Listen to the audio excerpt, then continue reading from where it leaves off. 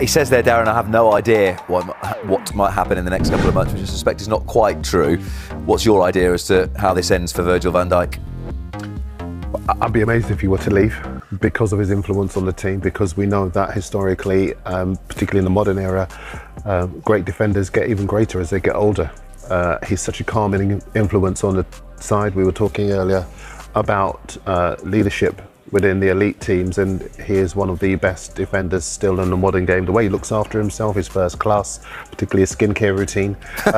And I think Jamie's terrific with the questions there. And I think as far as Van Dijk as a player is concerned, he still does have that universal respect from colleagues and opponents. I think he'll be there next season. Yeah, I mean, we were talking a bit earlier on about Erling Haaland and the matchup today, maybe if he plays. And I was at the game at Anfield earlier in the season. There was a moment where he made an interception and he just stared at him as if to say, not today, sunshine. And Melissa was talking rightly so about sitting back and enjoying Mo Salah, and you enjoy him in a more eye-catching way.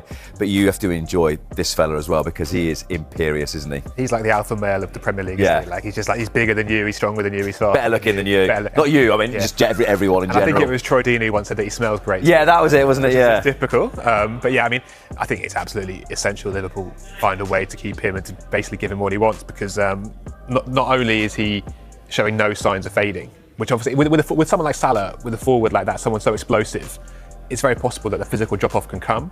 But for a centre-back, I think that's less of a risk. And obviously his kind of charisma and that coolness that he exudes is so important. And also, if he was to go, it would require a replacement, a very expensive replacement. And then you're asking someone to come in at centre-back and instantly fill that slot, because there's no one in that team right now who can be the Van Dijk on that left side of centre-back. So, yeah, for me, it's the most essential thing they can do, keeping him.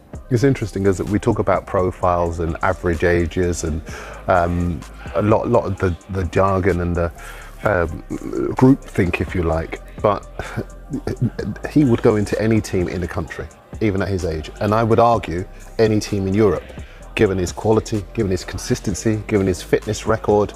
There are very few weaknesses to Virgil van Dijk when he is on his game, as Jamie was saying. And I just cannot see a set of circumstances. Is there a defender out there right now that would improve Liverpool if they were to lose him next season, that would not cost in excess of the money that they paid for Van Dijk? I don't think there is. But it's a conversation that's been had over the course of the season, and Jamie Carragher's touched on it a couple of times as to where he ranks in terms of Premier League defenders of all time, and whether he might be the best centre-half. Yeah, I think he gets in my all-time 11. Alongside? I think alongside maybe Rio Ferdinand. Yeah.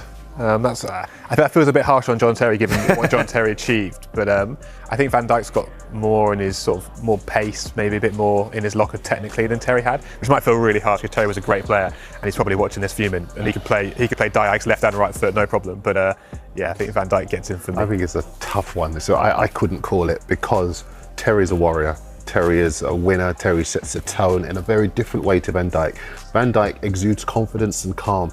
Terry was somebody who would go to war. You were not going to score goals on his watch, and he was a leader. He was a gladiator in many respects. Could Terry have played on the halfway line the way Van Dijk has to, or had to more with Klopp perhaps than he does now? With those end-to-end games, the speed and the physical demand of that. I agree with all of that, but what Terry would do very often is if we talk about players taking responsibility. Terry is very good at if things weren't going well, saying to the players, forget about what we were told before. This is what we're doing.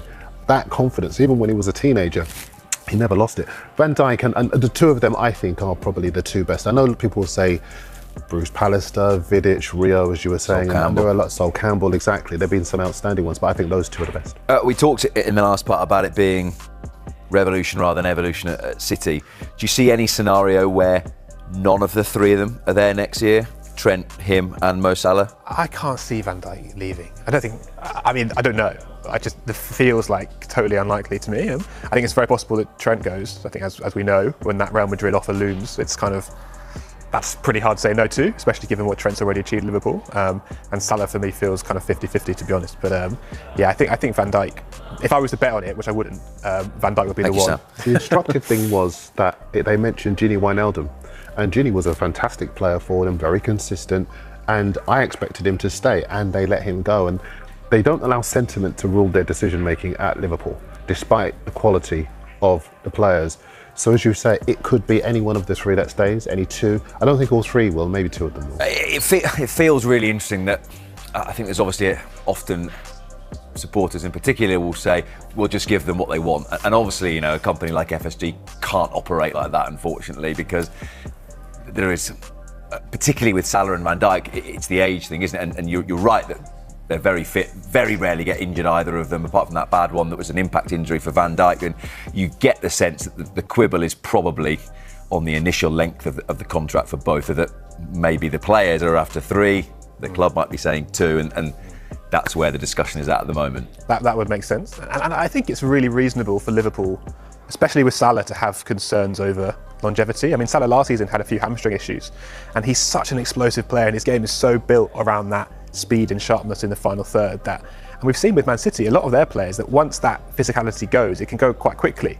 It can drop off quite fast, and I think we've seen that with quite a few individual players, like someone like Raheem Sterling, for example, who has lost a lot of that physical explosiveness. It seems it might be different issues going on there, we don't know, but that can happen quite fast. So I can see why Liverpool will be concerned about handing a long-term deal to Salah, especially on that money. But then again, you look at his numbers and think, well, how can you not? It's really tricky. The other point I would make just finally, we were talking or listening to Virgil van Dijk talk there, Darren, is there's been a real classy, statesman-like way in which he's handled it, because I'm sure he sits there getting incredibly tired of questions, which are legitimate questions to ask every time you come up with Virgil van Dijk. You can ask him if he's any closer to signing a contract, but it's just been really mature, and the sort of, to use your phrase from earlier in the show, sort of discourse and way of operating of a Liverpool captain, and it's been very classy from him. You're symptomatic of the culture, a very grown-up culture at Liverpool. I've done interviews there. Sometimes when you go to Premier League clubs and you interview footballers, and you've got the press officer on your shoulder, basically tapping at their watch after 3 3/4 minutes, whereas I've done interviews where they leave you with the players and they walk out of the room and they come back maybe half an hour later, because they know that they are very grown up about the way that they handle things, and that transmits itself to the players. So it doesn't surprise me to hear Van Dijk speaking the way he did, and he in turn took his lead from Wijnaldum, who was very calm during those final months. Even when he knew he was leaving, he still was on message, he still was professional, and that is what we come to expect from Liverpool Football Club.